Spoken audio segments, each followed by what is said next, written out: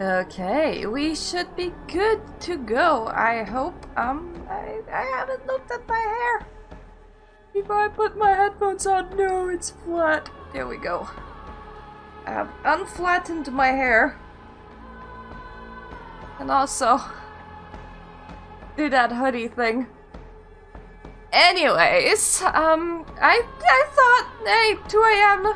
on a Saturday night. What better time? Be a slightly evil La Sombra. Slightly evil being the understatement of the year. Considering our clan, I am very much enjoying it though. Because it's very stereotypical of La Sombra and the way that La Sombra act. The risks of swiping right. The Tinder addict smells like a bit of a loser, a wannabe intellectual, a perfect source of nourishment. Let's go and eat him. Ah, it's that scene from the previous game. The one that I have as my desktop. He lowers his eyes awkwardly, thinking how to proceed with his rant. So it's like, the conversation isn't really smooth, yeah? It's like, I keep throwing shit against the wall and seeing what sticks, but nothing seems to stick for long, you understand, yeah? Yeah, for sure. It's really this lack of context that's killing me about online dating. It's bad enough when a few photos and a single sentence are all you have to rely on when starting a conversation, yeah? But when a cosmic miracle finally happens and she's already willing to keep replying to you, and she's actually down to meet up eventually, and you're out there sitting with her, and after 90 minutes, you still don't have shared context, just no clue whatsoever. It's just like, take me out and put a bullet in my head and put me out of my misery. Yeah, I hear you. So it's just like one of those dates, and it's like, we've been sitting here for ages, and the only thing she has a prolonged interest in is getting as hammered as possible, just one drink after another. And the more drunk she is, the more familiar she's getting. It's these little things, you know, touching my upper arm after each joke, her arm around my shoulder, her jokingly pushing me my waist.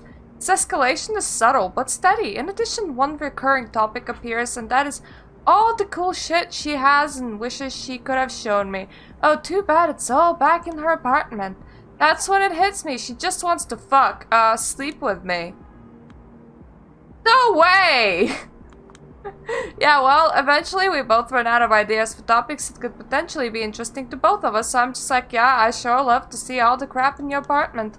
So we Uber there, and it's an admittedly pretty nice apartment, like nothing too fancy, but I can tell her dad is the kind of asshole I would like to punch in the face if I ever met him, know what I mean? So she guides me to the kitchen, makes me some tea, a rare Indian blend, forgot what it was 5 minutes later, and she excuses herself and goes to the bathroom and doesn't come back. 10 minutes later, I run out of tweets to read and become a little concerned. I start looking around. The first thing that catches my eye is the kitchen table. Yeah, and? The table is surprisingly large and it's covered neatly arranged documents, like some connected dots investigation board, mafia conspiracy kind of thing. Naturally, I take interest. It takes me 20 seconds to proceed to process what it is. Her entire mental health history, sorted chronologically with all the juicy stuff nearly underlined in color. And I mean entire, it's all there. A detailed description of her fucked up household situation over the years, anxiety, ADHD, bouts of depression, suspicions of schizophrenia, severe BPD, some weird psychosexual stuff with her brother. I keep reading, and remember when I said about throwing shit against the wall and see what sticks? I'm dead certain that's how her shrinks went about diagnosing her. She finally comes out of the bathroom like an hour after she went in. At this point, I've read all the shit on the table 3 times, and not just like the stuff she's highlighted for convenience. And I feel like right now I understand her better than someone who has read Crime and Punishment understands Raskolnikov. And I'm not happy about that, like at all, you know what I mean? She walks in with a cheerful hi. I respond with a slick, "All good." She nods this weird finger gun thing and chuckles. I pretend I've been doing work-related stuff on my phone this whole time. The small talk starts. A minute in, she casually picks up one of the documents on the table. She starts doing the super obvious body language cues that are like, "Oh no, how did it get here?" I'm practically dying inside, but I put on my cool face and make it look like I'm not here, so I gotta reply to my boss, "Yeah, haha, he's working 24/7, psycho motherfucker, yeah, haha." She slowly collects all the documents, put them away, and then nonchalantly asks me something about Tame Impala while I'm feeling crushed by all kinds of trauma I've just learned about. The apartment starts feeling like a coffin. All of a sudden, she picks up a kitchen knife and starts playing with this zoned-out stare. I'm fucking mortified, so what do you think I did? You slept with her? Of course I slept with her. That's how the worst 6 months of my life began, and I couldn't even say that I didn't see it coming. God, I'm such a slut. Oh, okay. First of all, I feel like I would have stopped at this guy, like, less than half a conversation, and if I'm here for feeding, then I'm here for feeding. I'm not here to listen about your sexual history. Honestly, I have absolutely no reason to listen to your sexual history. It's just not a thing that interests me whatsoever.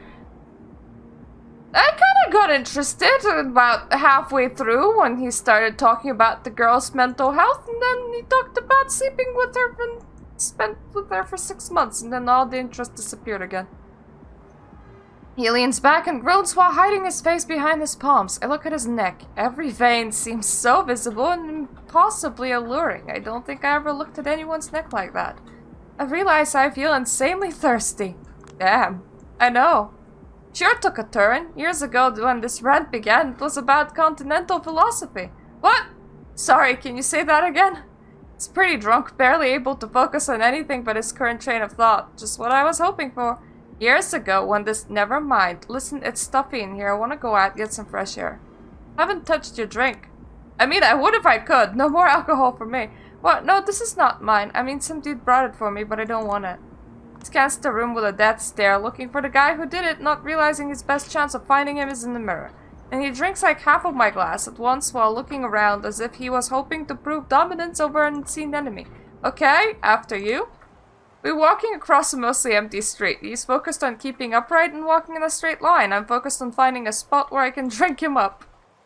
You seem like bad news. Oh yeah? So why don't you just leave me alone? Determinism, I guess. I roll my eyes and that's when I notice it. A deep underlit stairwell.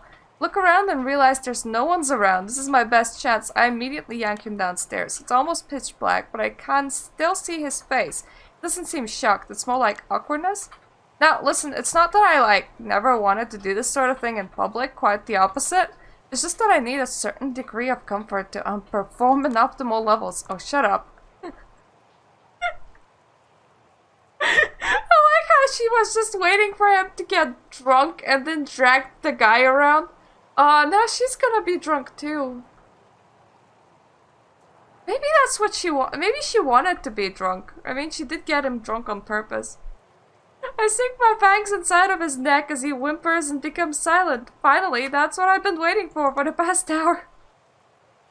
Hour's not that long. I mean, that guy got drunk pretty fast.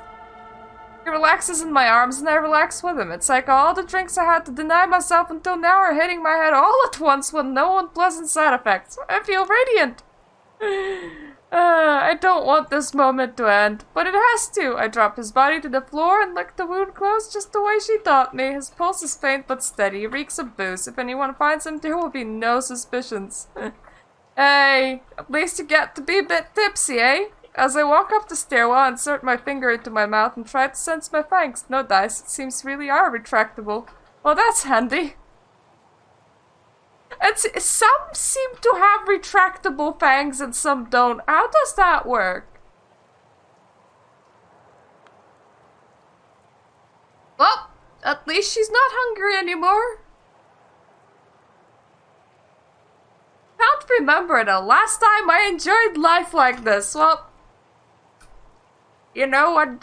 Apparently, if you're unhappy, just die. Now let's keep this party going. At least she ate. Now let's just head out to the dance club, have a dance. The club reeks of death and I love it. Where are you? Why does the club reek of death? I have so many questions. Hello, Billy saw its shadows. It is, definitely... Yep, this is definitely shadows.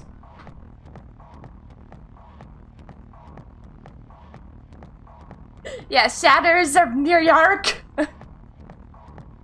I've been here quite a few times, but I've never seen anything this breathtaking. Everyone around me is whacked out of their minds, and as they keep dancing madly, the spirits dance beside them. Yeah, that's like a dance club. You've probably never been to one because you were too busy sitting in burger joints staring at people. The spectral silhouettes phase in and out of existence, becoming more visible the more intense the music grows. It's like a bizarre ritual, a profane mass. Oh yeah, shaders of New York. I notice it's the voice samples ghosts react to the strongest. The most suggestive ones cause them to appear distorted, even tormented. Oof! It's as if something was struggling to be born out of the harsh sounds, and the dead were hoping to be reborn alongside it. They're all uneasy, quivering with desire for something far beyond their reach, probably the same as when they were alive. Sometimes the living dancers spot their dead counterparts. It's usually the most manic ones who notice something out of the corner of their eye for only a split second, but never realize what they glimpsed. Some apparitions dance to a completely different tune than the rest of us, only they can hear. They seem the saddest. The spectre is eerie. At times it's unbearably melancholic. Above all, it's beautiful.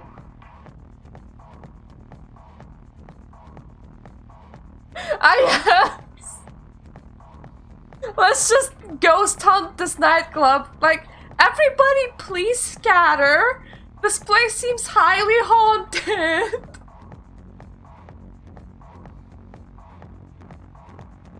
Oh no! White Putin! I keep on moving to the rhythm until I reach a trance-like state. And then something even stranger happens. Every now and then when I brush against someone, a fragmentary vision appears before my eyes. A car burning on a freeway, an outstretched hand in the depths of the sea, a man jumping out of a skyscraper building. Memories of the past, preventable visions of the future, I have no idea what it means, but I'm strangely eager to find out. Well, if it's how all the ghosts die, that would mean that all of these ghosts like died in completely separate locations and were like, you know what's hot? That nightclub. Oh, yeah, that one's... I did like over a month of Bloodlines, where I redid the game 5 times. You get really used to it after a while. You can speedrun that area and just like, stop throwing things at me. But the first time when you do it, it's so different and atmospheric and you can't skip it at all. Ooh! And then there are dancers like her. Ones that aren't ghosts, humans, or even vampires, but something else altogether. This new world is full of mysteries and I plan to get to the bottom of them all. But for now, I just wanna dance! Wow, what a night! I watch Times Square from above. It's beautiful, and I don't jump to my death because I ain't a stupid twat. Never thought this place could make me emotional, to be honest, but here I am feeling deeply moved. Who would have thought? Getting up here was surprisingly easy, all things considered. Took me more thought than physical effort. Oh, chopping sound woof. Oof. I hope you're not playing a Malkavian. You can steal pizza as a vampire, that's the thing though. Fall from a great height still kills you? That's... Yes. Vampire the Masquerade, New York Times Pizza Edition. Earlier tonight I started experimenting with this body's limits. This body's? Have you inhabited any other ones, girlie? I realized I can jump over small buildings and climb steep walls with ease now, and my whole perception of space has shifted. I planned a scenic route across the rooftops. I did my best to avoid attracting attention, just as I was told. Stayed in the shadows as much as humanly possible. Spot a drone from afar. For a second I feel uneasy, but I remember what she told me. Machines won't get a clear view of me anymore. Camera footage, photos, it's all glitched out or blurry. Wouldn't take it for granted if I didn't try to catch my reflection earlier on. Couldn't see my face clearly, not in the mirror, not even in puddle. My face was like one of Dali's clocks.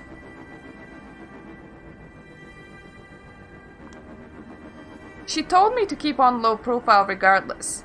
Someone might take note and track you down. She didn't care to elaborate, but it didn't sound encouraging. Suddenly it hits me that I might never be able to see my own face again. Won't ever be able to take care of my looks by myself. What about long-term psychological effects? A lot of anxiety tightens in my stomach. Jesus, this is probably just the tip of the iceberg. What else is gonna change? Girly, that's why La Sombra tend to have, like, sketch artist ghouls. Just, like, ghoul a sketch artist and be like, so draw me how I look today. And then they will be like, there, picture. Yeah, that's my favorite game. And now I'm going through all the visual novels, and Earthblood releases soon as well. That's the werewolf one. I'm just hoping that that will run. It's when I'm also not installing Epic Game Store, so there's that.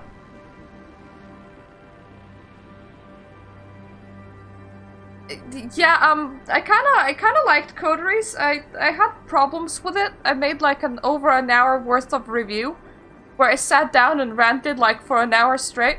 I will probably do the same for Shadows of New York eventually, but I'm just kinda touching it right now. I haven't just like clawed my way into it properly just yet. Calm down, wait a second.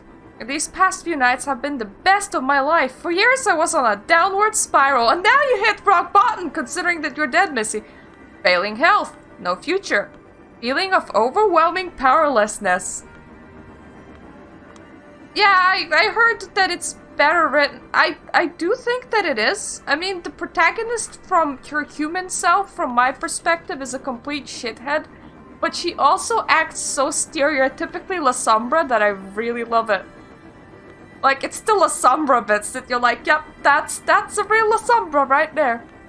Now, everything has been flipped upside down, a total paradigm shift. A bad ending is no longer the only option. I'm actually looking forward to tomorrow. I forgot how that feels. Thank you for following. I watch Lore by Night, and I study Wikipedia on my free times. And I would love to actually read Beckett Diaries, but that's like a 500-page book and it's kind of expensive, so nobody got time for that. So Wiki pages will do for now. When it used to stand at mere seconds to midnight, the doomsday clock has been effectively turned off.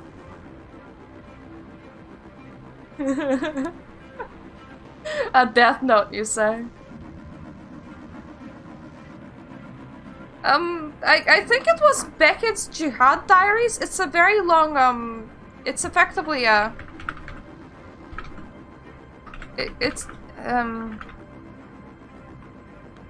Stories PDF, maybe? Yep. Yeah, it's source book for Vampire the Masquerade, Anniversary 20th edition. And it details mostly the meta plot. It's like, it's literally over 500 pages long and effective, apparently quite funny. Yeah, I know, me too, but 500 pages long. 500 pages long!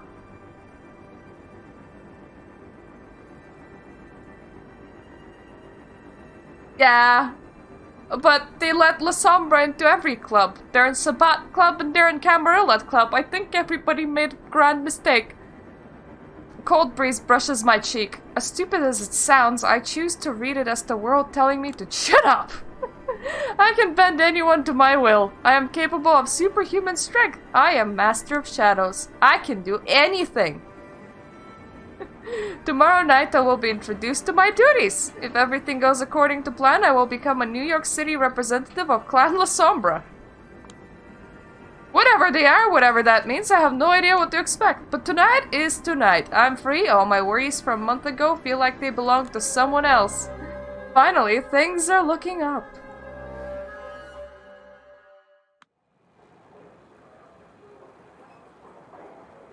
Well,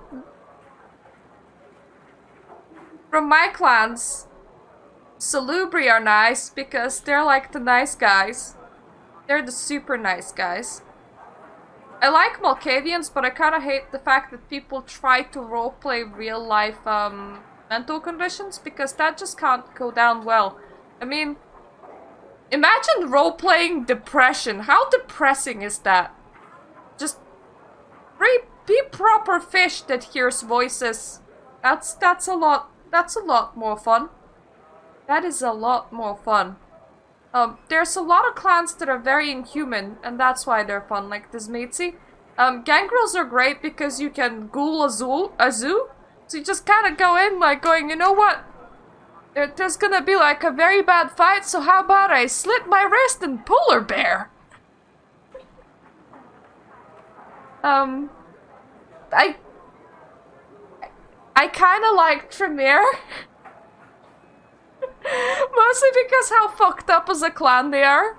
I mean, you study magic for 10 years to know the basics of magic, and you can completely fail that and just become accountant and has absolutely no vampiric capabilities whatsoever.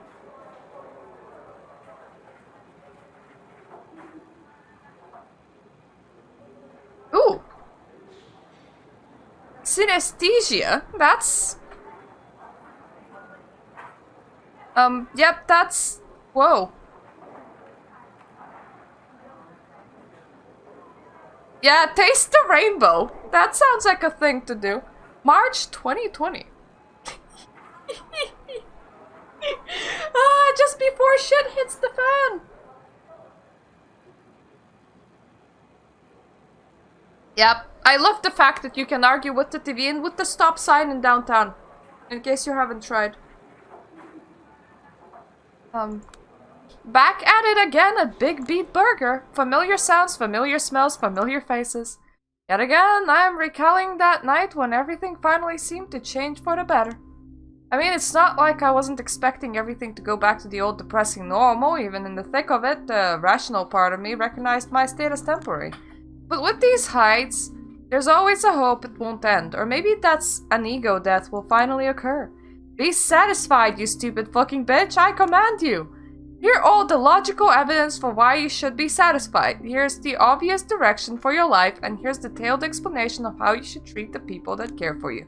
No dice, I always fall back into the same old habits. It's like things, they were coded deep into my DNA. The aimlessness, the powerlessness, the spiritual exhaustion, these goddamn fast food trips.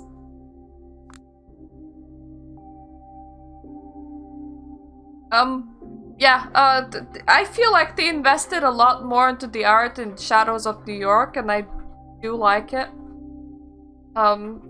She does seem to really have a knack for tops that don't close properly, though, because she's always exposing her bra. I don't know why. Wait, is she? No. No, she isn't. Don't be silly. My face is the wrong shape, I think. The stupid fucking self-loathing now amplified whenever I drink somebody's blood. Why? Maybe I should just blame it all on the misfortune of my birth. You do this social climbing until you disassociate, and then you are just this untethered, constantly frustrated ball of dumb desires. Except I'm sort of immortal right now and I need to figure out what to do next. I watched this obscure Asian movie once. Lima Sabachtani, starring Tadanobu Asano, one of the coolest guys in the world. He plays this Merzbow-like figure, a legendary noise musician. There's this mysterious virus spreading around the world, causing despair and mass suicides. A rich CEO's granddaughter gets sick and longs to die, so he spends a fortune searching for the cure. Turns out Asano and his friend, played by this violent Onisin geisha guy, are traveling through Japan, searching the corpse-stone towns and fields for any unique item that can produce beautiful sounds. As it turns out, the avant-garde walls of noise they create are able to heal the infected. The CEO begs the band to help, offering them all the money they want, but for some reason they refuse. Though a series of flashbacks, concerts, and vignettes, a mystery unfolds. Eventually we realize that Asano's music is not just a remedy, it's also the cause of the virus. Whenever it connects with people, they get this hunger for more extreme, more novel experiences, and eventually they hit a wall. Nothing can satisfy them anymore. They lose their will to live. Not even the musicians are spared from this curse. They know the end will come sooner or later. What am I even reading, and what's with the imagery?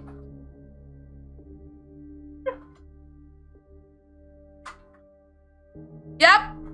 Shadows of New York is still a thing, Jade. This is only session 2. We have died and we have... At first, we really enjoyed it, and apparently now we're a depressive cookie that is recalling a movie that they have seen. The girl is saved by a mind-blowing concert, but a tragedy is merely postponed, not averted. The last shot of a Jesus-like Asano, silently considering his role as savior and destroyer, stayed with me. The form of the film is abrasive, little to no narrative coherence, some weird cartoonish creative choices, the Japanese noise soundtrack, the very freeform and hard to understand weave of themes. But at this point, movies like this are all that truly connect with me. Oh! You know, I'm half tempted to watch it. I didn't hate the description.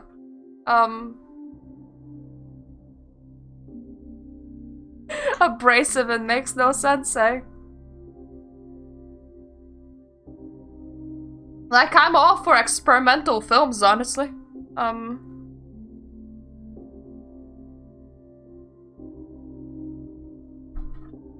That being said, I wonder...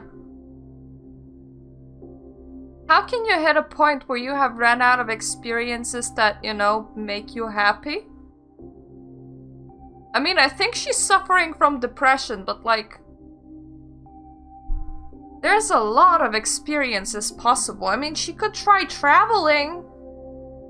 I mean, I know that being undead makes that hard, but if you're just gonna hang out around New York and you're gonna be upset about it, then, you know, maybe try somewhere else.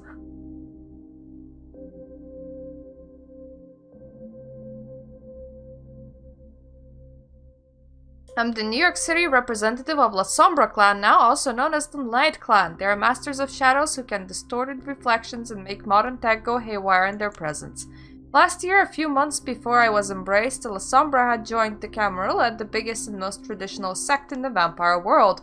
The two groups actually used to fight each other, but our leaders found some intel that made them reconsider their strategy, so they sent a diplomatic mission to parley their historical enemies. The deal they got in Chicago was simple, an unlife for unlife. For every La Sombra vampire allowed in the Ivory Tower, one La Sombra vampire has to meet their ultimate end. Still remember the name of the woman who met her final death so I could begin my unlife. Her name was Hester Reed, a sworn enemy of Camarilla, a guerrilla fighter who spent decades opposing them. She was someone with far better principles than mine from what I gathered. Well, whoever she was, her execution by my sire served to convince the New York elites to give us La Sombra a chance. Then they set out to look for a mutually agreed upon candidate who would become the clan's rep in the city. My sire searched for someone who gave the impression she was more than she appeared. The local court was looking for someone they could walk all over. After long negotiations, they decided I was a good compromise. They proceeded to systematically destroy my entire life just to make me show I was psychologically strong enough to join their ranks. The turncoat special, they called it. Somehow I succeeded, and it eventually led me back to where I started.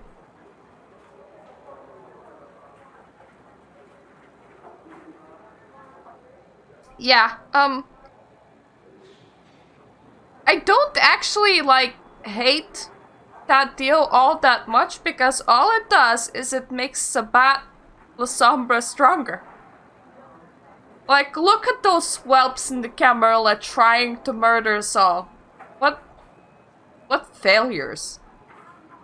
If we can't murder them, then obviously we're not deserved of Sabat, you know, leadership. We then... How can we fail? So any La Sombra that fails right there is a weak La Sombra. Therefore, an unlife for an unlife is an okay thing.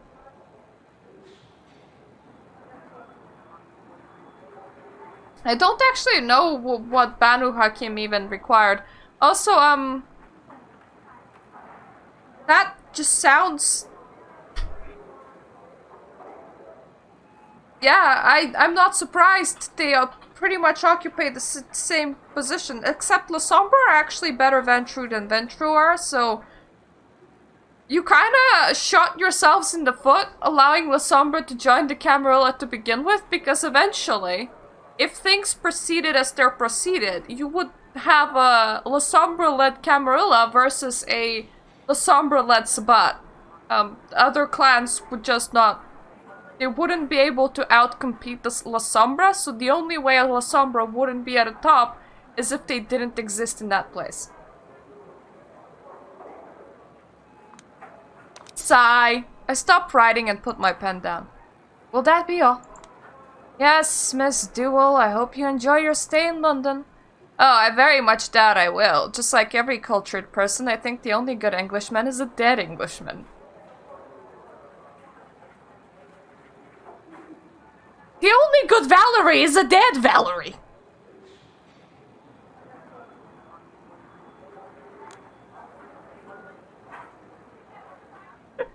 I kinda agree with these answers. Well, fucked up serial killer.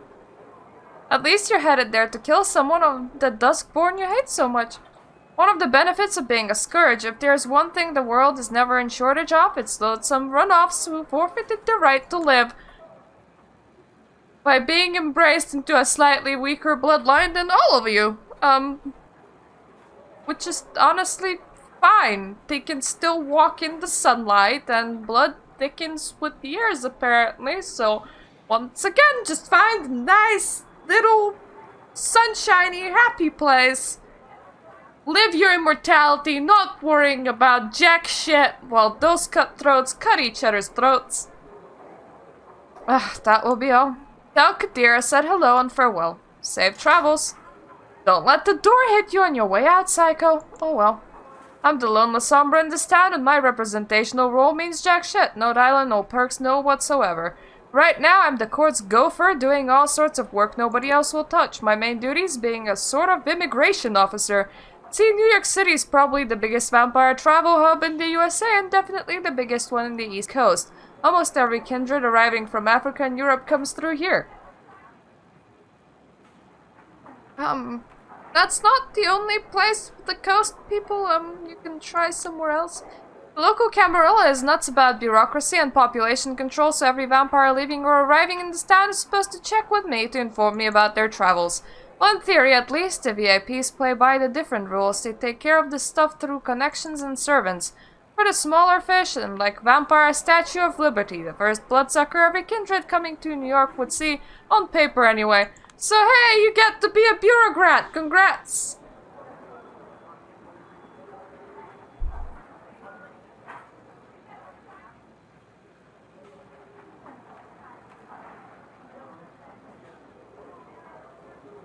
I mean, you can swim around and just stay on the boat for longer. The first after the Prince or Quadir, the Primogen Council, these things vary. Yeah, I'm naturally traitors La Sombra, so they will still prefer being traditional and hands-on about these things. As I said, at the end of the day, I'm just a gopher, and this work only serves to remind me I'm not quite in, just standing at the gate. Yeah, honey, go back to the Sabbat. You are the ruling clan in the Sabbat. You don't need to be Camarilla pushover. They haven't even given me an office. I just met everyone in public places, such as coffee shops or this fast food restaurant. Some consider this an insult and lash out at me, but luckily most of them understand we're in the same boat. Only here because we're curs who needed to be reminded of our place from time to time. Speaking of, my last client is 15 minutes late, and I still have more errands to run tonight. This is getting irritating. Valerie just left. Were you gonna accept 2 people at once? That's my question. Also, technically New York used to be a Sabbat city, so the moment they return, everything will kinda go to shit probably, so maybe, you know, maybe just swear loyalty when that happens. That would be my suggestion. To be honest, I should just find some self-respect and leave. Yeah! I mean, the Sabbat are kind of draining Middle East dry. They're about 5th, 6th generation for the most part. You can, if you join in, you can probably still get that sweet, sweet Diablo-rized daddy blood and, get up a few generations, you know, be cutthroat, be like your clan's supposed to be. But I won't. My sorry upbringing left me with a stupid sense of responsibility. 10 more minutes pass. Eventually, an unfamiliar woman appears by the door. She tells someone to stand by the door and walks in. Long chestnut hair, body struck in her late teens. That's late teens. By the look of it, a fashionable scarf covering most of her face, elegant clothes, dignified walk. Signal her to sit in front of me, trying my best not to let my impatience show. She obliges. Here to check in? I am. Julia Savinsky, I presume? Scanning her surroundings like we're at a circus. I hope you won't mind if I make it quick. I'm needed at the Elysium. Name? Catherine Weiss. A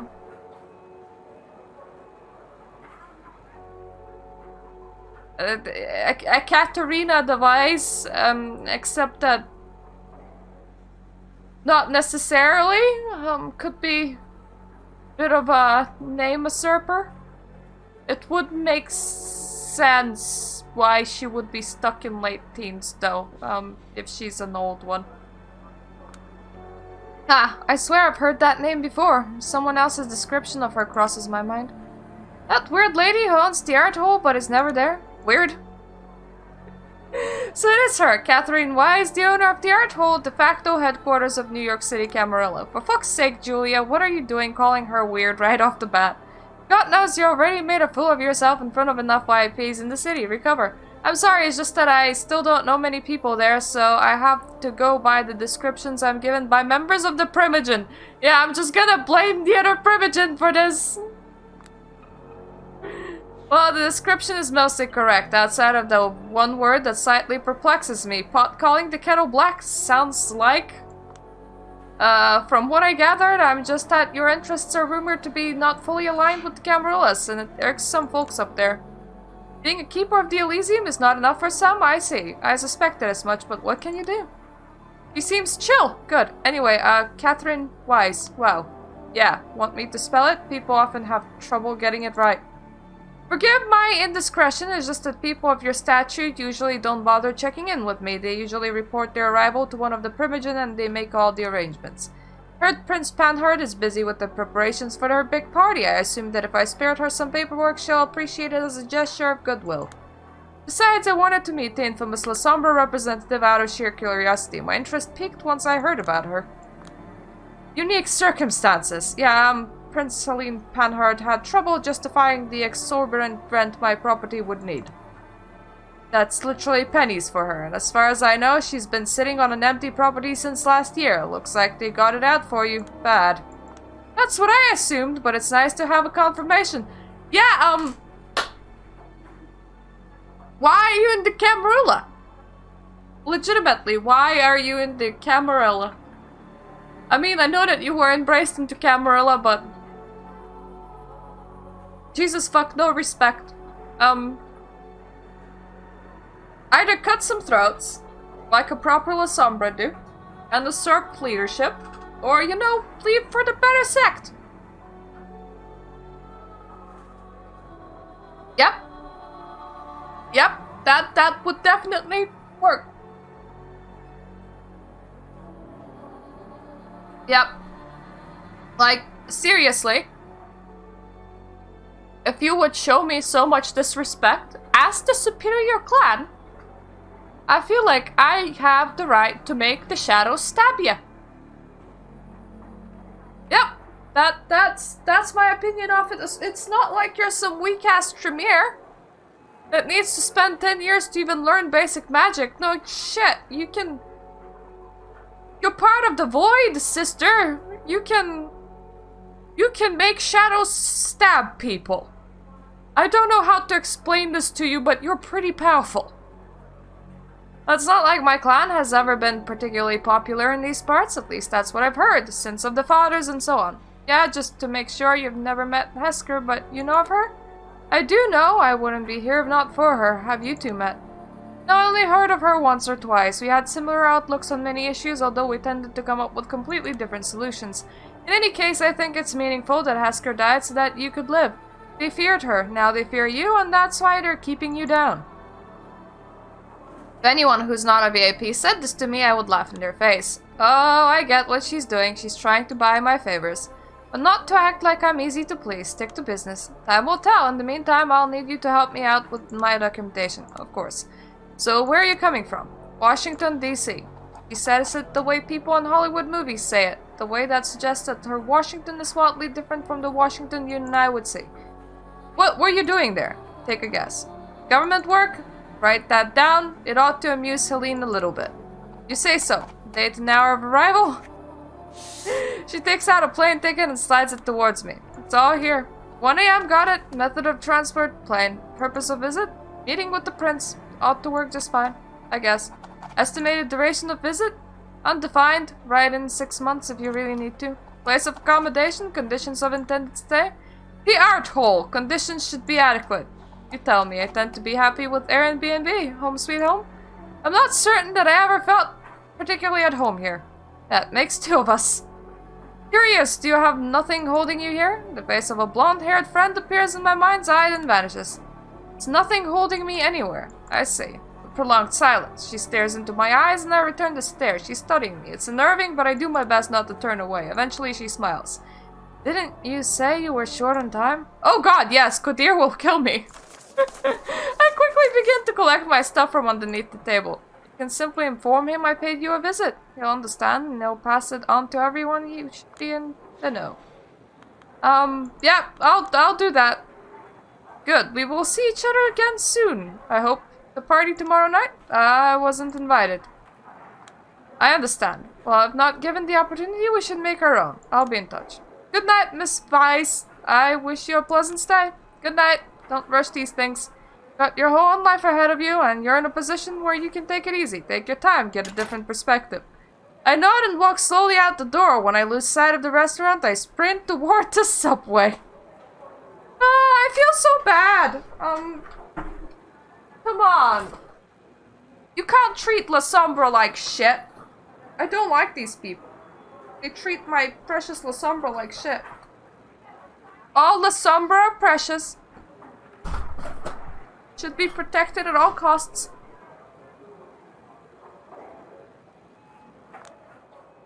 Go night. I wish. You're late again, by the way. I hope you have a good excuse. Qadir had an upgrade. I hope he's feeling better. Yeah, Diablerie does seem like fun. I agree.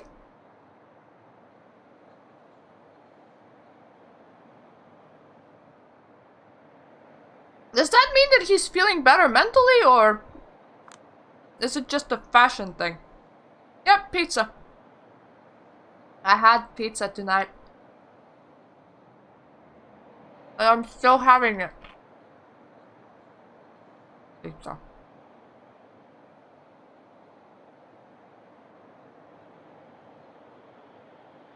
Okay. He's still the sheriff. Nothing changed about Qadir.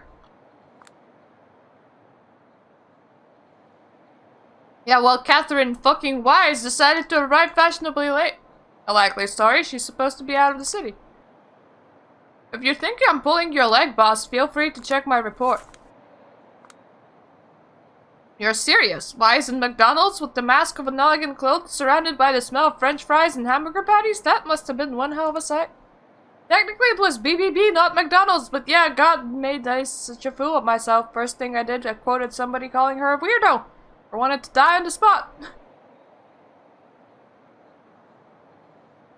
He's all like, your fault that we didn't give you an office. So everybody has to check in that weird hamburger place.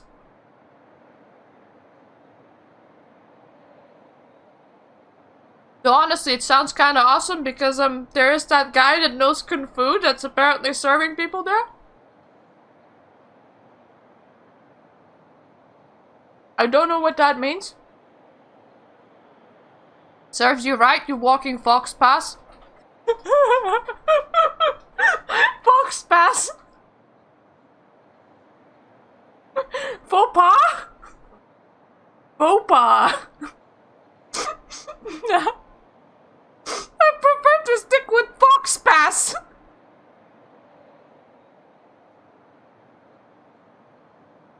I've been trying to teach you to control your tongue, but you never learn. It's new gaff every week with you. So there's good news and bad news.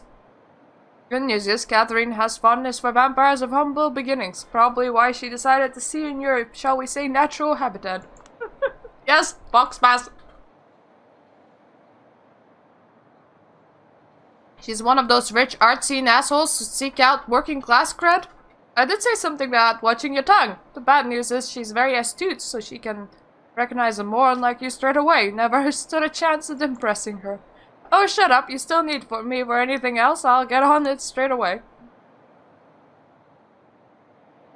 I wouldn't be standing out here chatting with you if I hadn't taken care of my duties. 30 minutes is all it took to finish preparations for the big party. I'm about to see everyone off. Sorry. Couldn't be helped, I suppose. It's more your loss than mine. I just wanted some company tonight, and you could really use the chance to appear here on official duty so everyone can get to know your face. Heaven knows your fast food job isn't going to get you anywhere. You need what they call it hustle? Box pass. Oh. Why is Kadir trying to move me up the Camarilla ladder when they hate my clan?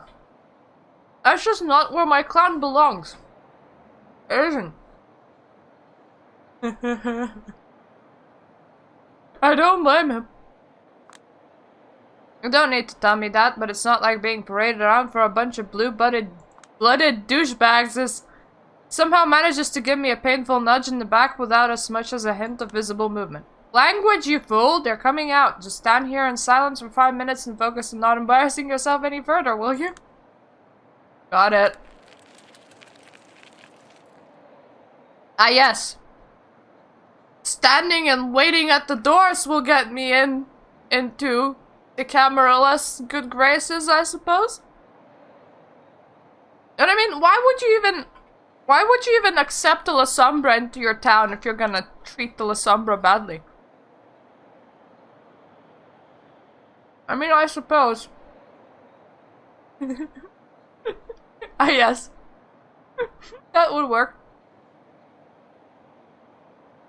I mean, I suppose they got rid of the more dangerous La Sombra to get in, you know, a newly made one that is a pushover, so it's a win for them. The first two silhouettes appear in the doorway of the art hall. An old man in a wheelchair pushed forward by his young servant. Haven't seen either of them before.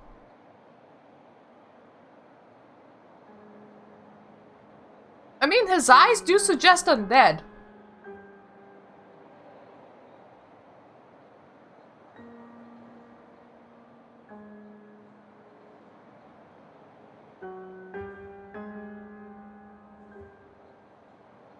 I'm trying to think what circumstances would make you not walk. I suppose if you physically didn't have legs, maybe?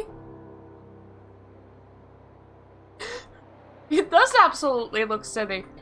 Because otherwise, even if your legs weren't working before... It's the hard hole. They would now, because you're a corpse. You can animate and stand on anything. Mr. Payne, the night is still young. Hope you find rest of it pleasant. Payne, the wheelchair, I've heard about him. Addison Payne, one of the American Camarillas' main connections to the government and Wall Street, disabled in quite a few ways, need a servant to communicate. I would be full of resentment if I was embraced in this condition, but apparently Payne is nothing but grateful for his immortality. He keeps writing fervent defenses of the traditions and Camarilla customs.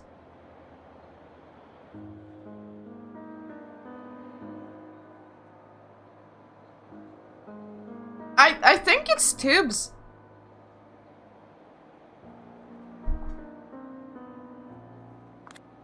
I hope you're enjoying your stay in New York City. Humph! He wordlessly shakes Kadir's hand, but doesn't even deign to acknowledge me. At least his servant gives me a small bow. I return it. They leave. Kadir turns to the next person leaving. Hi, Regent! Can't wait to see you in your outfit. Spare me, Sheriff. These fancy dress parties cause me enough suffering without your help. Can only hope you hadn't conspired with Helene to embarrass me with this gift. She points to a shrink-wrapped set of clothes she's carrying inside her coat. Kadir smiles briefly. I didn't have to, as you well know. Prince Panhard displays a considerable foresight in the matter of party planning. Yes, if there's one thing she's deadly serious about, it's frivolities. A recognizably mortal quality. Especially for a prince. We ought to celebrate it, not oppose it. Don't worry, Sheriff, I'm a big girl who knows her etiquette. I will play your game, amuse the crowd a little bit, and return to my study as fast as possible. BDSM gloves or something pink. A bow tie. A bow tie for the sad High Regent.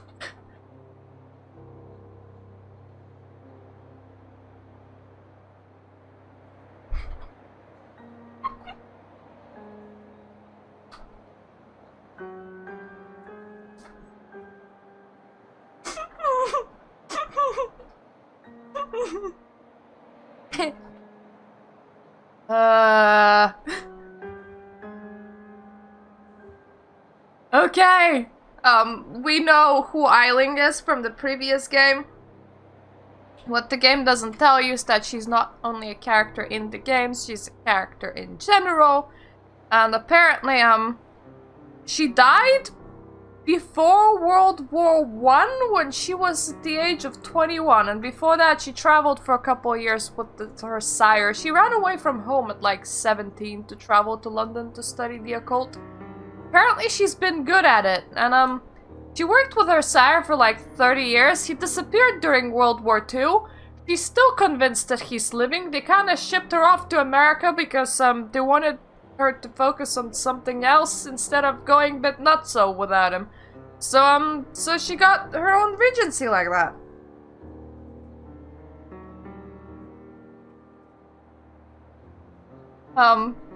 A lot of them don't actually have more information on their wiki pages than what the games provide. She did. She had like a full-on write-up.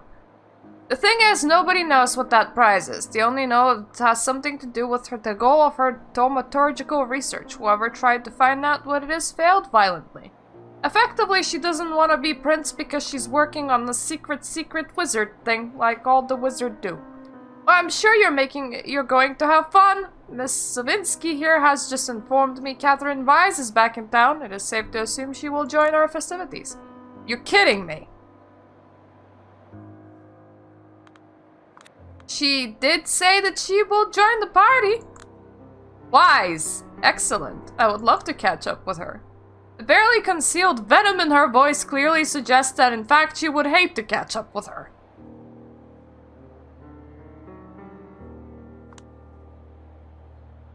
Yeah, it looks like tomorrow night will be very special, but for now I bid you adieu. And she's gone. Is there some kind of story between Eiling and Weiss that I should be aware of? Could say that. High Regent Sternbridge once attempted to call for a blood hunt on Weiss. Why? Heard 5 different versions of the story and all of them seem plausible. Catherine's relationship with the city is odd to say the least, but hush for now. I don't like that person! Blood hunt! Blood hunt! I mean, they did that to Salubri. They were like, Salubri are stealing souls with their powers. They're Diabloriths. It's not like we just ate a lot.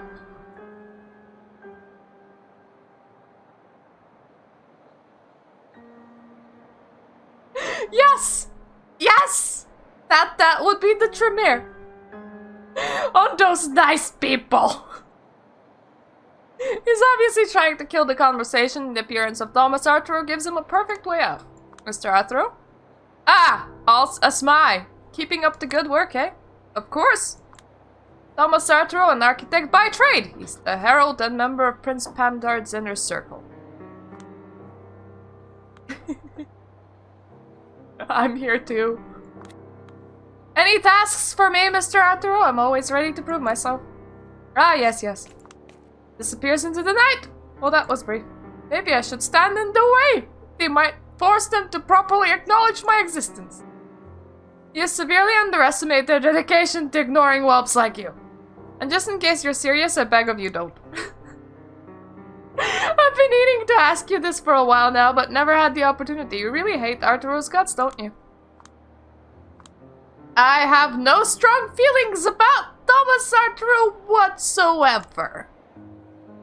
Yeah, well, considering you're always listening to positives about every local Camarilla representative under the moon, you might as well have called him a cunt. Language whelp. And as for Arturo, I will share my opinion about him as soon as I come up with one that sticks for more than a week.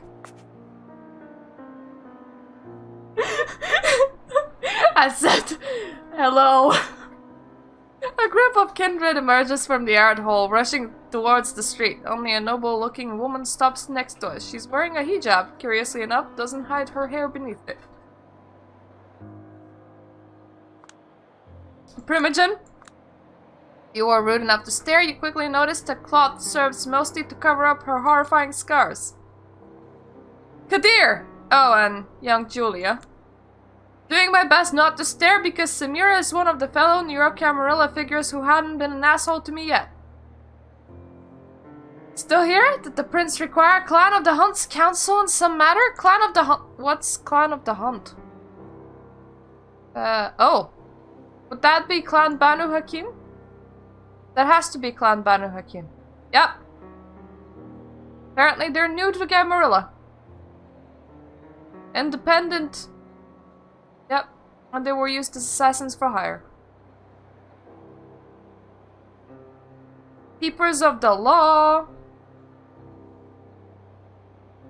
So effectively it's... They're still assassin! They're still assassin!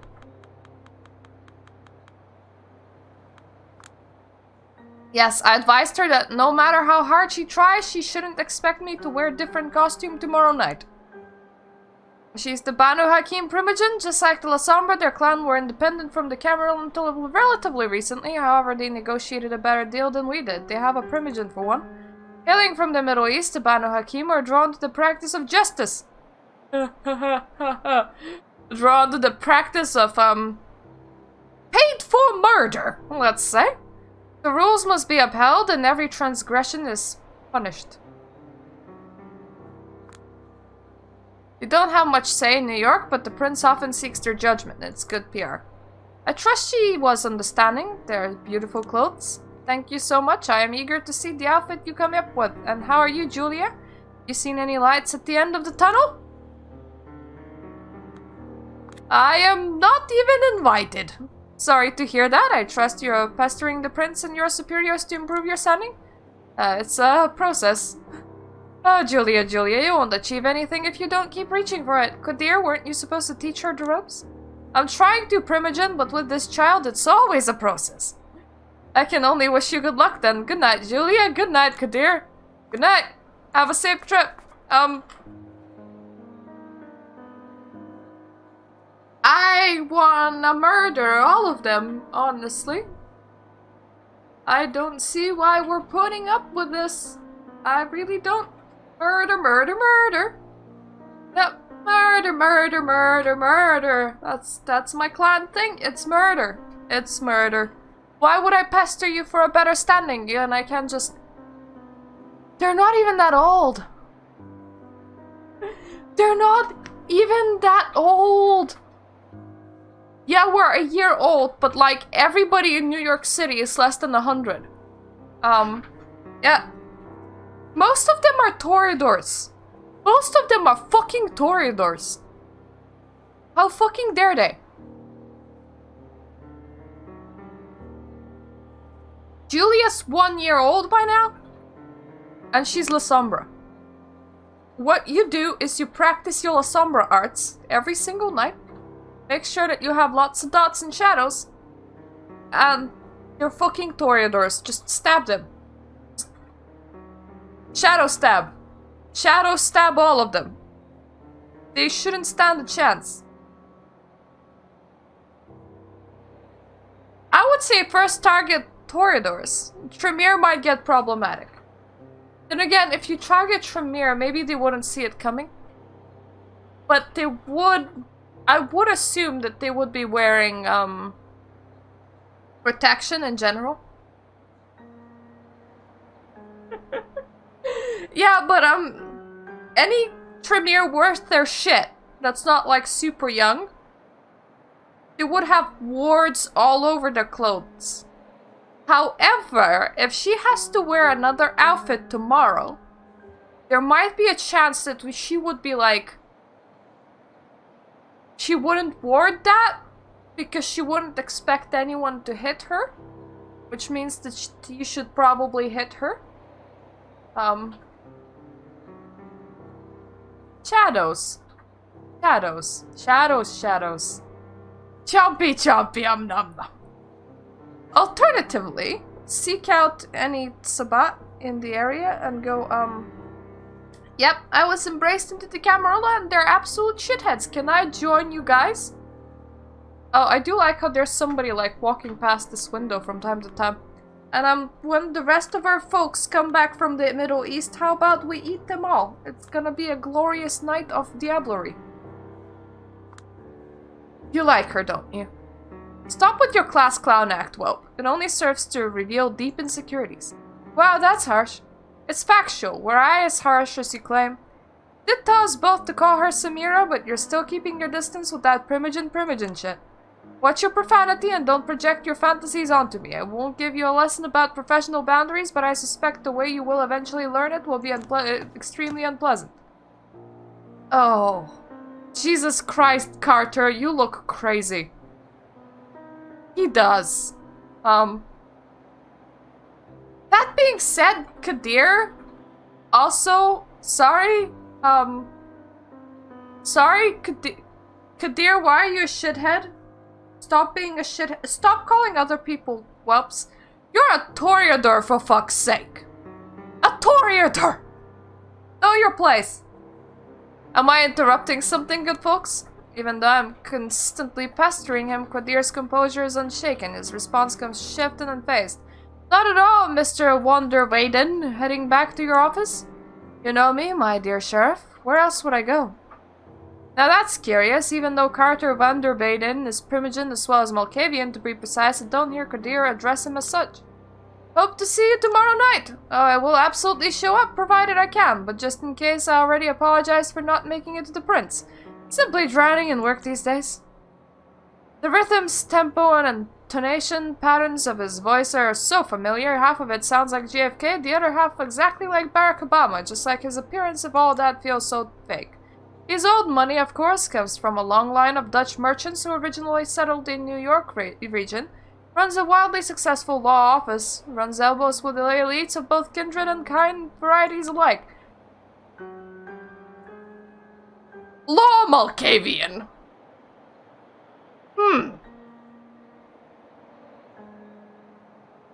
He seems perfectly perfect in every way, and that's why he's so unnerving. He's a child of Malkov and must be obliged with some affliction, but whatever it is, he doesn't let it show. Hard not to wonder what he's hiding. Celebrations are planned to last all week. Surely you will find the time. I pray I will, my good man. I pray I will. In case you need to reach me, you know where to find me. Have a good one.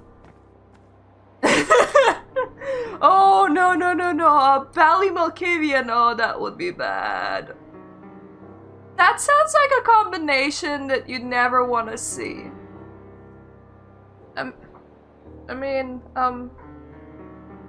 Valleys can hide in Tremere very well, but imagine you take a mad person and you give them hell power.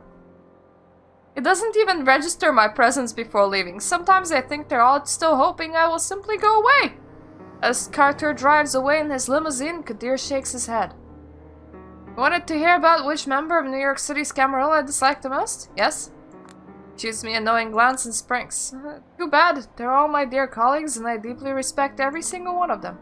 Sure you do. Wouldn't want to blurt out something that could lock you out of Mr. Wanderweiden's legal services, would you ask, sir? I do expect to find myself in need of a defense authority when my broke, incompetent, and foul-mouthed assistant finally pushes me over the edge. Rude! Do you still need me here? I still need to swing by St. Patrick's tonight. Don't worry, we're almost done. The prince is coming out. The captain is the last person to leave the ship, huh? Ah, yes, Helene Penhart, the Toreador.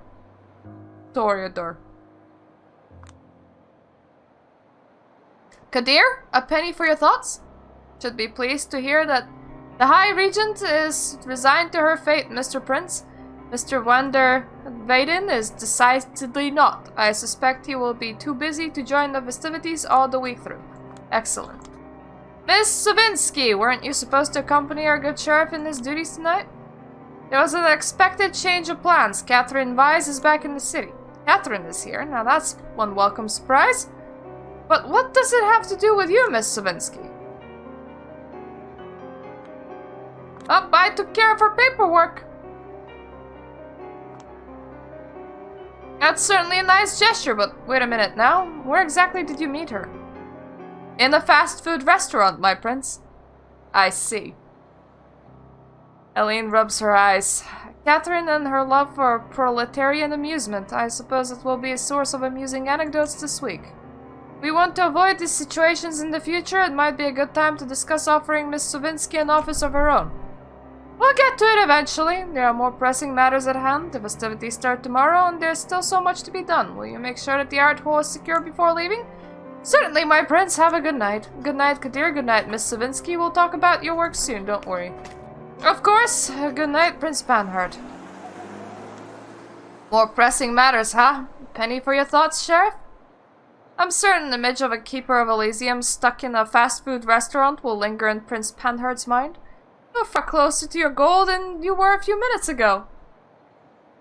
Ah, yes. Pavement staring. Those 4K raindrops. There's nothing as good as 4K raindrops. But yeah, I just love this when they're like, nope, Lasombre's not gonna get an office, and they're gonna meet all of the important people inside of restaurants, and oh no, an important person had to visit the fast food joint. How are we gonna live this down? Oh, I don't know. I don't know, Mr. Torador. Why did that happen, Mr. Torador? Miss Torador, I mean. How could have that ever occurred? I have literally no idea. Not a clue. I'm pretty sure I've heard you say something to that effect a few times now. I stand by my words. Rome wasn't built in a day, Julia. As a Camarilla loyalist, don't you think it sucks that the Ivory Tower is so hell-bent on showing disrespect to my clan they're actually willing to make fools of themselves in the process? We all had to endure our own hazing rituals, but yes, the current situation is not ideal. Whatever, you need a hand closing up Elysium? I'll manage, it's getting late, better run. Some shadow in Chicago is probably impatient to get a copy of the reports you've given to me. Pleased one master, now it's time to please the other. Yeah, here's the thing about working for two masters, neither of them really thinks of you as their own. Not knowing how to reply, Kadir shrugs. I wave him goodbye and head for the subway. Ah yes, I have to report to apparently my, probably my sire. She doesn't even seem to be a part of Camarilla. That's interesting. Like, they kinda put me as the Lasombra representative while report to Benoit. Oh, that would be my favorite person to report. The crazy faith guy. Report to him. I would be surprised if my sire isn't scheming some scheme. Considering that she's Lasombra and older. Of course she wouldn't, like, embarrass herself in front of the Ivory Tower. She's a Lasombra and older. When I reach St. Patrick's Cathedral, I'm greeted by a voice that grates on me like teeth on tinfoil. Oh my god! We do report to fucking Benoit! Do we? Benoit of all people. Well, the prodigal daughter returns. Oh my god, no. This is the one thing I didn't want to happen. Julia, please, thou shalt not take the name of the Lord thy God in vain. Where's Father Leonard? His clergy duties kept him from getting here on time. He sent me to apologize in his name and keep you company for a few minutes. That's the second thing he ought to apologize for. He just wants his flock to live in unity. I am more than willing to oblige him. Why won't you? For the last time, I'm not part of his flock. We have purely professional arrangement. I know you see it that way. The Knights clan tendency to stick close to the Catholic Church is their greatest virtue, but they still consider this relationship purely instrumental. This is why we need kindred like you to bring the spiritual change to your clan, to make them understand God's precious gifts. The closer they get to the light, the greater their shadows would become. Again with his insufferable sermonizing. Benoit Segal, he is local nutjob and the next artist, a degenerate who has some sort of complete mental breakdown in the 90s. To recover, he took to religion for solace and guidelines. Degenerate?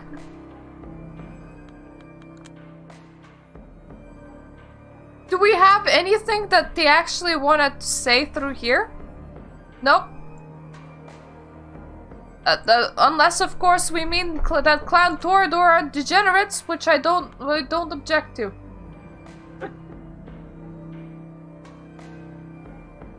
Yep, Torador are indeed degenerates. At first, he proclaimed his readiness to devote the rest of his own life to studying Nordism. After a few years, though, he changed his mind and joined the Catholic Church instead. As luck would have it, his neophyte's zeal found a major target in me. When I first met him, I was stupid enough to tell him I was raised Catholic and still identified as such, somewhat. He immediately pictured me as some sort of force for change within the Camarilla and set out to put me back on the righteous path. Now he won't stop preaching to me, apparently, until I become a nun.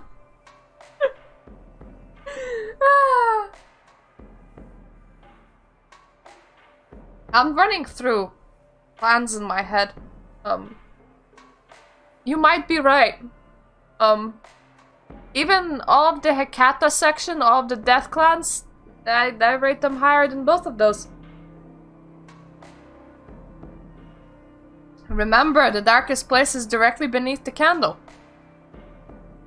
Aha!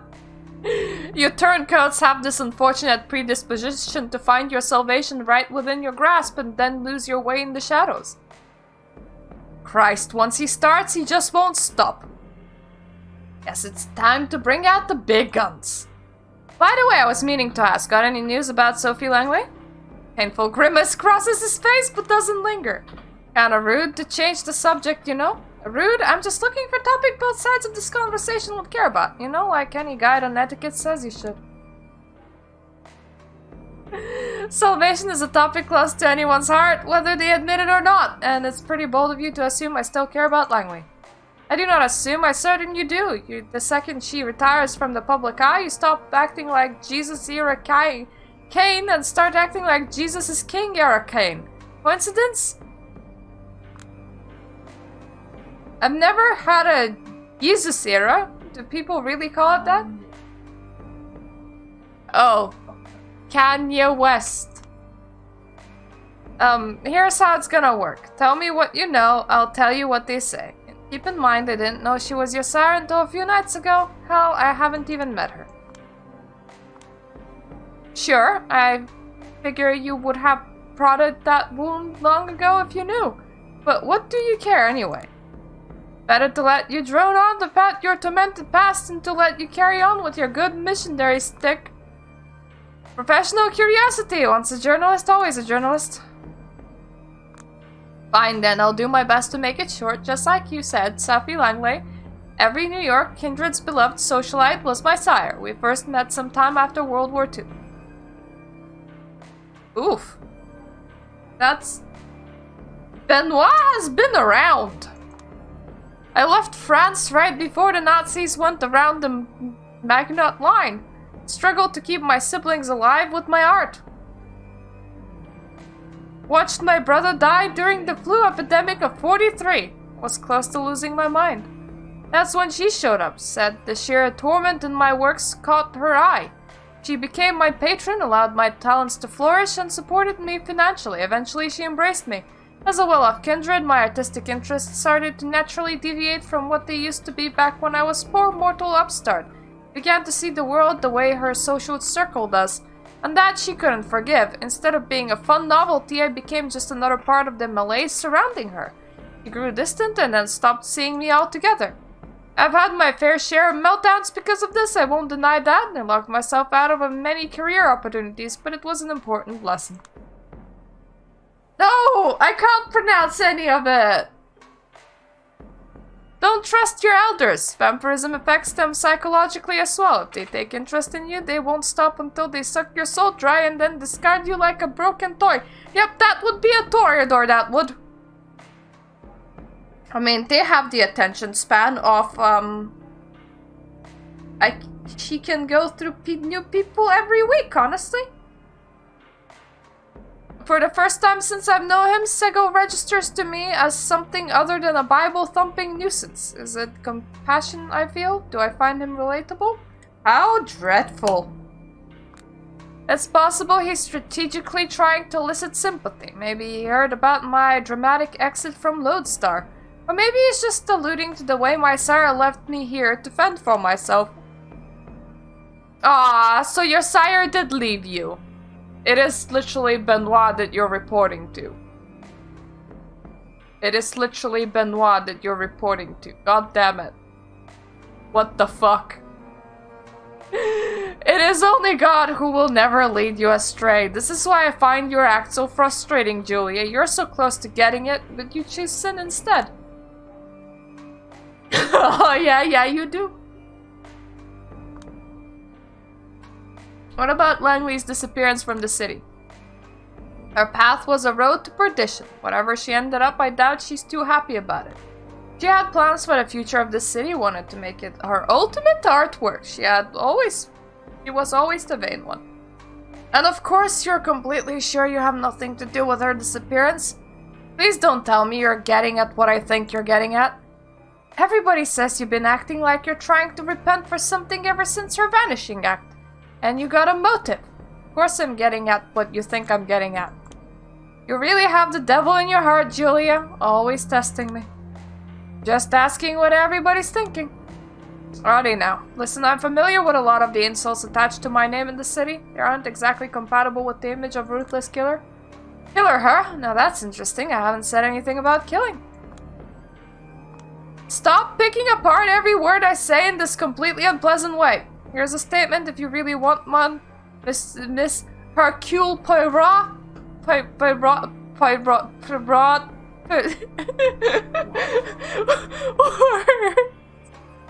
Jesus Christ. Why do French exist? Parole. Parole. Like cow, parole. Like a parrot. I do believe Sophie, the way I knew her, has met her end. Even if she's still walking this earth, she wouldn't come back here as the same prideful aristocrat. She has to undergo a spiritual rebirth. Someone has reminded her of her place. Her former friends talk of her in hushed voices. Even that servant play toy of hers went missing. No more Camarilla parties, she's done for. Whatever happened to her, I don't know. I swear on Jesus and his sandals, I had nothing to do with it. But yes, I'm still here and she's not, and it's not a reason to gloat, but to be more humble. I received a sign from God telling me to re-examine all the unfortunate ways I still resemble Sophie Langley. Like being alive as a toreador, I should probably off myself. I would be so in favor of that. And I listened. I rejected the pride I shared with her. I renewed my vows to God, recommitted to preaching his greatness. I mean, this is why we're having this conversation in the first place, you weirdo. Right now, when I think of Langley's influence on my life, I am grateful because she was a sign that got me here. And if God wills it, maybe one day you'll look at her the same way, Julia. What, Langley? Langley! I won't ever look at her. Benoit, she's dead. She's very much dead, for we have played the previous game.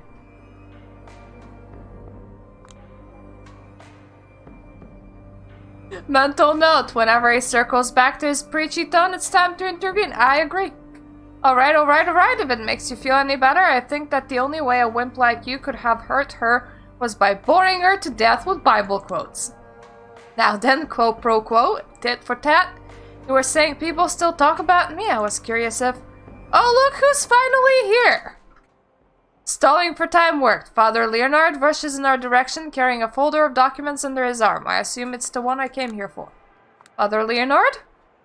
Christ be praised, Julia. Yesterday I was told it's how priests greet their parishioners in Eastern Europe. Father Leonard, are you actually alive? Your skin tone tells me that you're not. Your eyes tell me that you are. I'm very confused right now. When was the last time you looked sun in the eyes?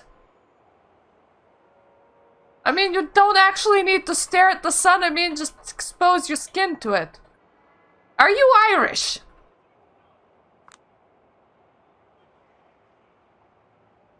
Oh. Yeah, but I'm not a priest. Forever and ever, amen. Actually, I think we said each other's lines. Never mind, another long night? Isn't it taking a toll on you? Oh, no need to worry. These days I sleep a few hours a day, short naps take care of the rest, and there's always work to be done. I apologize for being late. Maybe I should start my own religion. Every 2 a.m. on Tuesdays we're having forced blackjack. I don't know where to fit the hookers in yet, but I'll figure it out. At least I managed to get here before you and Benoit went for each other's throats. Good, I was getting worried. No. We'll take the dick girls. Those are better. Oh, who do you take me for, Father? He takes you for a total bozo who's about as effective at converting people as a documentary about pedophilia in the Catholic Church. He's just too kind to say it out loud. Ouch! Hear what I have to deal with, Father? But don't worry, we'll make a saint of her yet. Forget saint for now, I would settle for adult in the room. Why? Can I eat him? If he's human, nobody would mind, right? Come on. Come on, I don't need to respect people too. Respecting Camarilla is hard enough.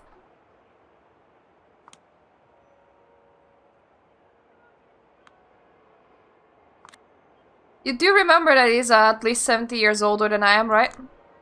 As far as I'm concerned, growing up has far less to do with age than with the conditions of our formative years. Here. Gives me a folder he was carrying with him, and I pass him the reports I wrote earlier tonight. Among kindred, it is common knowledge that the Catholic Church is one of the La Sombra's greatest assets. Hell, it might even be one of the main reasons the Camarilla is slowly warming up to the clan. Oh, forgive me, Daddy, I've been a bad girl! We can be the cute vampire that eats after being all nice and cuddly. We are technically impaired and as such woefully unprepared to face the challenges of communicating in the 21st century. Hard to handle advanced encryption when you can't even unlock a smartphone. This is where the Vatican connections enter the picture. A web of priests scattered all around the world exchange our dispatches between each other, making sure they all reach their destinations in total secrecy. I was told not everyone in the Holy See is friendly to our kind, but the most shrewd and talented usually are. You could say they're like a mortal Camarilla, better than any intelligence agency. Remember what happened to John Paul first, when he attempted to uncover the workings of the Institute for the Works of Religion? Death after 33 days of papacy, rumors of CAA and Masonic involvement. Not that Father Leonard had anything to do with any of this. For a Catholic priest, he's alright. He'd probably have made me stay a believer a few years longer than I did, had I known him as a teenager.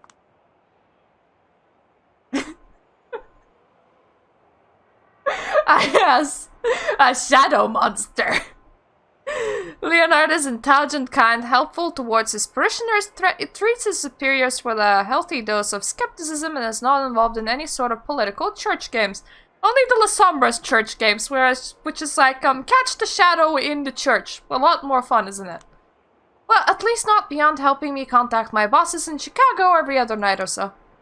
He knows about the kindred, and he knows about the Second Inquisition. He opted to avoid the latter in order to keep the former from oppression, because according to him, it's the right thing to do. And, nomming on him is the right thing to do, I think. I know there's got to be something wrong with him, some selfish motivation maybe, I haven't nailed it down yet, but it doesn't feel like he's making an effort to hide it, so I'm giving him a pass. By the way, I hope you don't mind, I finally took the liberty of asking how your parents are doing. Thank you, Father, but you shouldn't have. Not a problem. A priest in St. Stanislaus Costa is a good friend. He says your parents started showing up every Sunday again. Front rows. Your father is looking better and better. Shadow puppets are fun. It's my favorite game. It makes me feel nothing, but I still give him a token nod and grateful smile. Thank you, Father Leonard. Now, if you excuse me, the sunrise is almost here. I am that close to just calling him a leotard. But no. Let's stick to being respectful and useful names. Yes, be careful and God bless you. Amen. Goodbye, Julia. I'll let you off the hook this time, but next time you won't be so lucky, alright? Sure, just one more thing on my never-ending list of events I'm not looking forward to. Guess it's time to call it a night. I'm home. Finally, you're doing alright? Apparently I ghouled my friend. Either that or I live with my human friend. She has a pretty swank bedroom. Leonard. Okay. So not leotard? Fine, I guess. Why aren't you asleep? I figured it's finally time for me to become more of a night owl. We talked about making our schedules sync better. Watch your vitamin D. I would kill to have your skin. Would it be a shame to waste it? Shouldn't have smoked so much before you got bitten, sweetheart. Should have shared your skincare routine with me back when I was still breathing. I can't just be going around sharing my one secret weapon. It's top secret stuff. I'll have to kill you if I told you. Oh. Hello, depression, my old friend. It's nice to see you sing again. I have fangs. Fair. My kind also has a secret anti-aging weapon after all. But hey, if you don't care about that. Psh, what would that be? Adrenochrome. Close. Spirit cooking. Just so we're clear, you're shitting on me, right? Of course I'm shitting you. We just drink blood. Nothing too satanic about that. Funny because whenever I see your chest, I'm surprised there's no cross-shaped burn mark there. Well, since you mention it, eh? Never mind. I feel a little more self-conscious than usual tonight. Don't you want me to do your makeup before you go to sleep? No need. No need? Weren't you supposed to have some sort of big party tomorrow night? I was involved in the backstage stuff. What makes you think I was invited? Because you're the coolest, cutest, and most of all round amazing person I know. It would be insane not to put you on the short list. Believe it or not, but most vampires are pretty insane. I'll shit on you if you ask me nicely. But yeah, she did the thing that La Sombra do, which is like you have a mortal person do your makeup and hair because you can't see yourself. Interdimensional psychic vampire level insane, because that's how crazy they would have to be to ignore you like this. Yeah, I would say so. Fuck 'em then, a big bunch of posh dicks. They hate you cause they ain't you, but they'll see. Jesus, how do you do it? Do what? You always assault me with so much of this weird, stupid positivity that I can't react to it without completely shifting my mental attitude. How do you do it? Oh, the answer is easy. You remember how I told you we have this spiritual connection? I can sense what you feel and want. You can sense what I feel too if you really focus. Yeah, I think it's called a big load of bullshit. Is that a girl who talks to ghosts? But watch this, Agent Scully. I sensed you feeling down and realized what you really need to end this night. She points to one of her drawers. It's one where she keeps her supply of ketamine? Come on. What? No, wrong drawer. We're not meeting demons, we're meeting angels. MDMA? Ding ding dong. Took it half an hour ago. Perfect timing thanks to our spiritual connection. Ready to fly away? The mood isn't right, I just need music. Got a special SoundCloud playlist ready to go, prepared specifically to uplift one Julia Savinsky. Just give me a sign and I'll press play.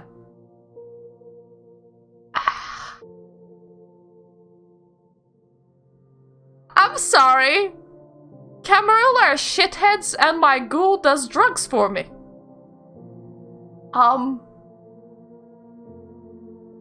Why would I stick with Camarilla and not just like go and join the Sabbat and take my ghoul with me?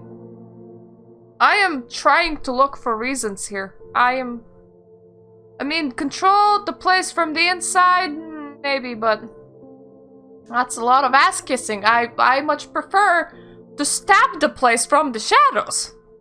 That sounds a lot better for me, and My ghoul does drugs for me. Huh. That's why you love me, I hope. I give up. Come here, let me have a taste of you. Yep.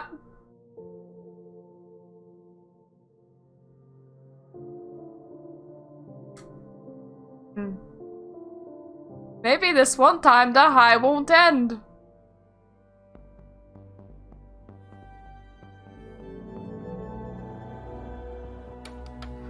Why do I have such a nice ghoul?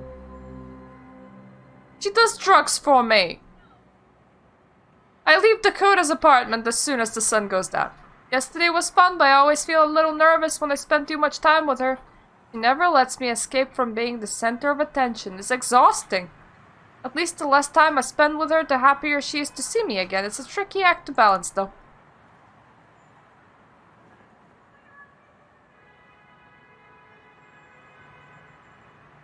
What? Not from her butt, hopefully. I'm grateful for her presence in my life, but never mind.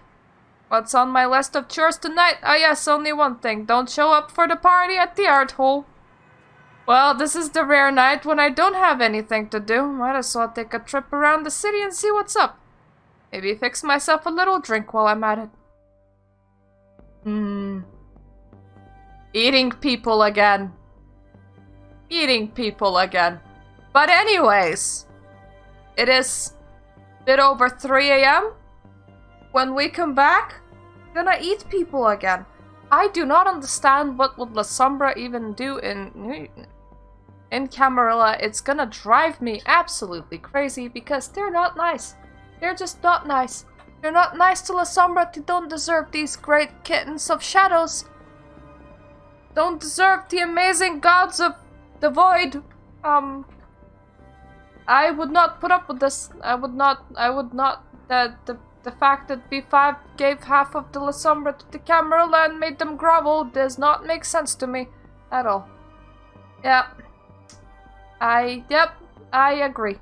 So thank you all for being here. Thank you all for watching. The writing is nice, but I hate Benoit with a passion, and fuck them all. Fuck them all. Thank you for joining, and see you next time.